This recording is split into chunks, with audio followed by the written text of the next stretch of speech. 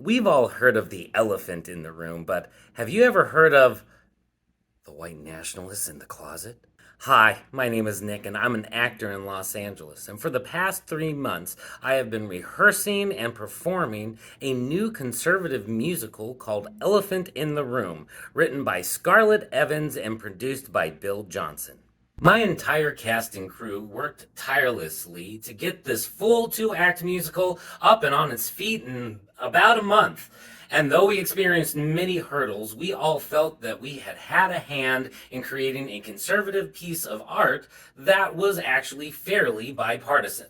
Or so we thought, as we have come to discover that the producer Bill Johnson is actually William Daniel Johnson, the founder and leader of the American Freedom Party, and a well-known, long-standing white nationalist. He was going to be a part of the Trump administration until they decided that he was too extreme and dumped him. In 1985, he introduced a bill to Congress that said, and I quote, "No person shall be a citizen of the United States unless he is a non-Hispanic white of the European race, in whom there is no ascertainable trace of Negro blood, and only citizens shall have the right and privilege to reside permanently in the United States."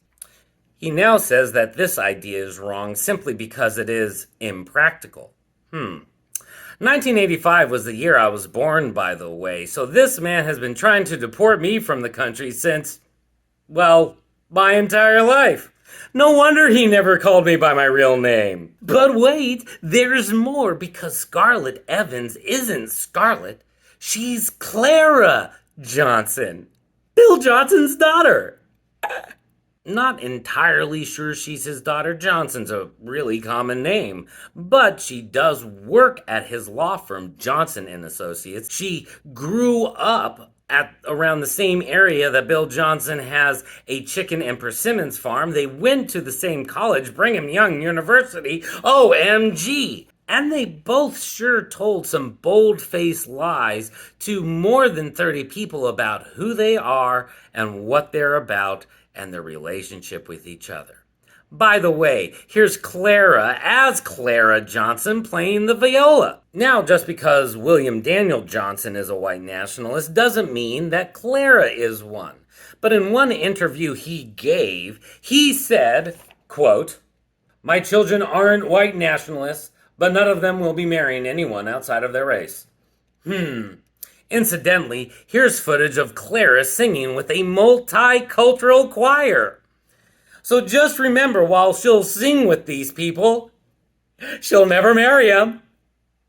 Once we discovered this, we realized that what we thought was a conservative piece of art promoting unity via cooperation, that it was actually a piece of art promoting white supremacist slogans, language, and ideology throughout the entire play, in the songs, in the scripts, and in the characters themselves, all behind the guise of defending patriotism, skewed identity politics, and very misleading realizations.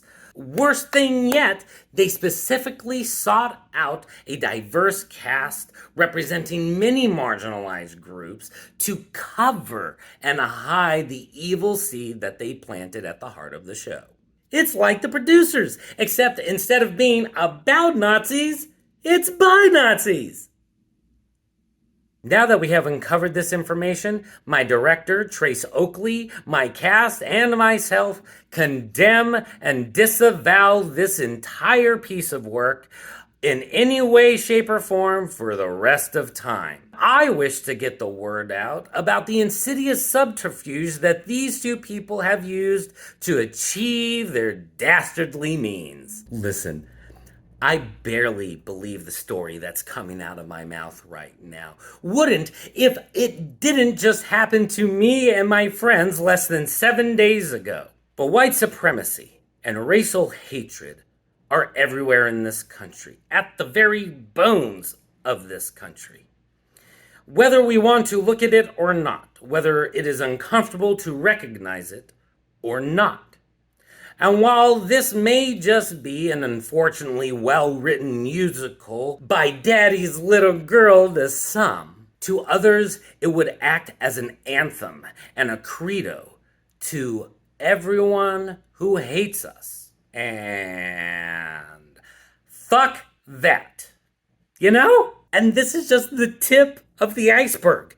There are so many factors, so many facets, so many disturbing layers to this story. I couldn't get it all in one piece. So, updates to come. But for now, just remember that these are the same lady, that this is probably her father, and that this ain't a musical, but a subversive piece of violent ideological propaganda in the guise of diversity and cooperation by using BIPOC, female, and LGBTQ performers through a veil of deceit, deception, and misrepresentation.